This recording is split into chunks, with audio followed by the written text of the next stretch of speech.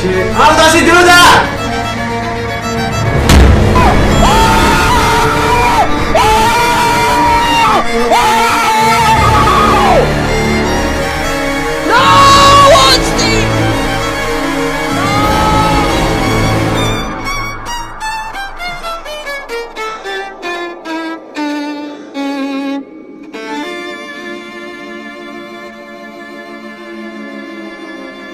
The absolute horror on the streamer faces.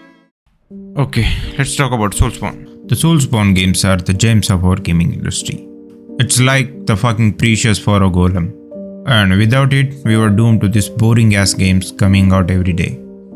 And the game is not for an average player. If you go on YouTube and check for this kind of videos which says why I didn't like Soulsborne and all, you could see a lot of reasons. I mean, they do explain quite a bit. The reasons ranging from they didn't like the game, it was hard, or the story wasn't intuitive itself. I mean, stories are cryptic, don't get me wrong. So today, I'm gonna provide my 2 cents, my wholly fucking personal experience on this matter. And at the end, I'm briefly gonna discuss how the Elden Ring changed my entire perspective on the Soulsborne genre. Or at least made me pick the game and play it for fucking 70 hours till now. The reason I am making this video, I know there are a lot of fellow non-Soulsborne gamers out there. I am making for them, maybe I can change their perspective on the Soulsborne genre itself. First, let's try to grasp the concept of Soulsborne games. When we search on internet as to what's a Soulsborne game, you'd get some definitions like this. This genre emerged when this guy Hidetaka Miyazaki shits up a hood classic named Demon's Souls in 2009. Which started this entire Soulsborne genre.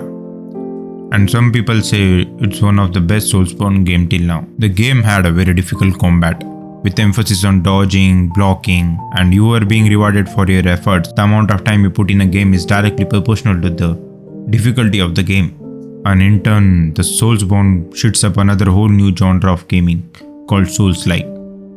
Basically, Souls-like took some gameplay aspect or took some motivation from Soulsborne. According to this one Reddit user description, which I find quite to the point, the Soulsborne refers to the games like Dark Souls, Demon Souls, which were all made by From Software. And it sometimes even include the titles like Sekiro and Elden Ring, whereas the Souls-like games refer to those games which are pretty similar to Soulsborne or nearly or took some inspiration from the Soulsborne games. And for a foreigner to the Soulsborne games like me, it meant a very difficult game where you have to piece the story together. It had a shit ton of environmental storytelling, and ultimately here you have to earn everything, the armor, the stats, hell, even story you have to earn it, cause you need to difficult those hard ass bosses in order to progress the story. Why I didn't play a single Soulsborne, or rather, why Elden Ring is my first Soulsborne game ever.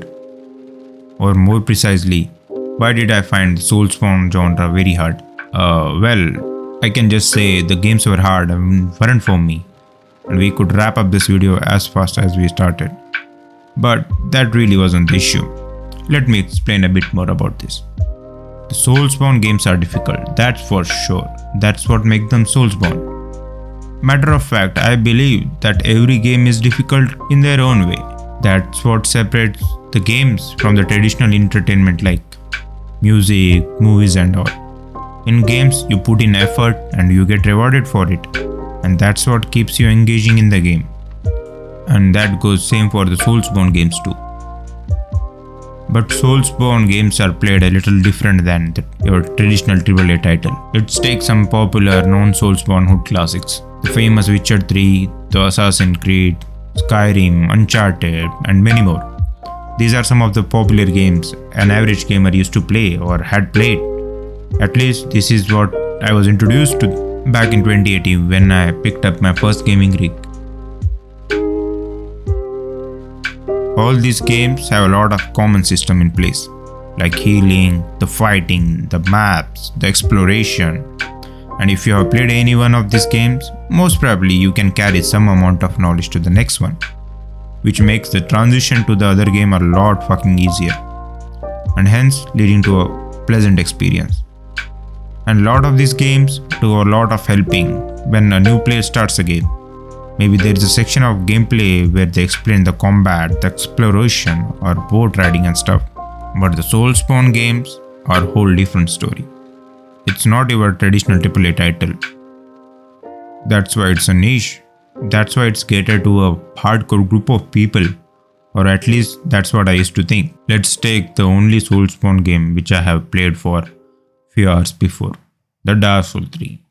When you first load into the game, a cutscene plays, which is supposed to give you some context regarding the story, but the cutscene is hell of cryptic. It's like you are solving a puzzle. Then you get to create your character, which will be equally confusing if you are not a Soulsborne player. You have stats thrown at your face, which you can't even understand half of the time, and a lot of them can make a difference in your gameplay in future. And immediately after this, you are thrown into the game. And you have a bunch of enemies to fight right off.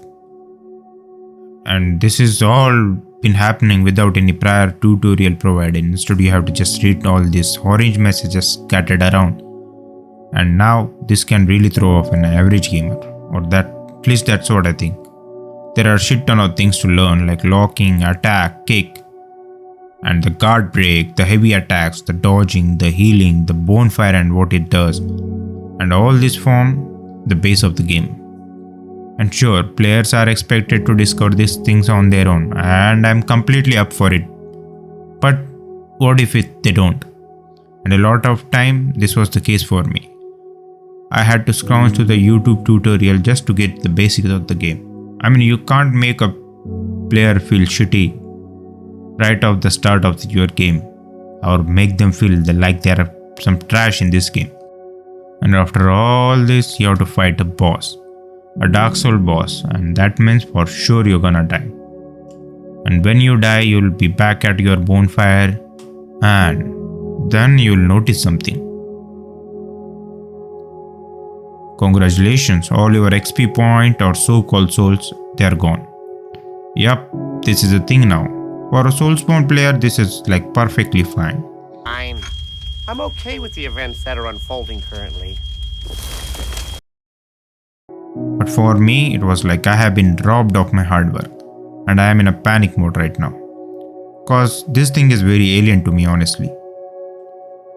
I knew you could lose some items upon dying in a game, but losing the very thing you need to level up your character so you can beat the boss and progress the games even further, that shit just crazy.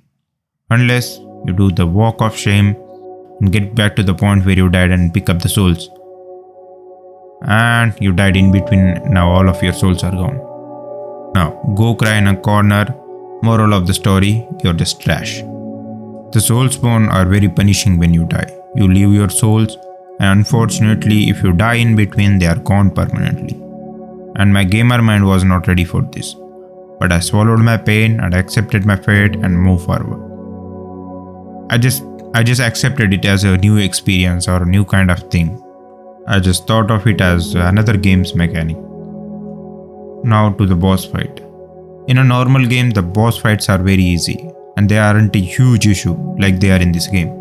Most of the time, there are few mechanics and gimmicks to dodge, and a lot of them are just bullet sponges taking shitload of damage, and it shouldn't be issue. You will heal over time if you don't take any damage, and generally they are a lot easier and a lot forgiving. But here it's different. The only saving grace you have are the invincibility frames and blocking. But you are practically Soulsborne baby, and blocking is way above your level right now. Now that you have learned the invincibility frames, or so-called dodge, you are not quite ready to fight the boss, honestly. There is a thing called pause mechanics. What? Which is also present in this game, like any other game. Yeah, you have to learn the boss fighting patterns, the attacks, and where to apply the dodges so that you can take advantage of those invincibility frames. And remember, a lot of the time, the Dark Souls bosses have the second phase too, which practically makes them a new boss. And you can't even escape some of these bosses, cause they are kind of mandatory. You have to beat them in order to progress your story further or unlock some items, and this can be another issue for a new player. Remember, the Dark Souls games or Soulsborne game until Elden Ring were all linear games, which means you have to complete the games part by part, and lot of the parts were kept by a strong Dark Soul boss. And if you find it impossible to beat, this might lead you to quitting the game or at worst forgetting it over time. All of the issues which I mentioned could be potentially solved by looking at tutorials and putting in time and effort to learn the game. You can learn the build and weapon arts and stuff, which is another major thing. Remember, you need to put in levels wisely, thinking about the kind of build you want to make in future. Because to equip certain kind of weapons, you need certain stats.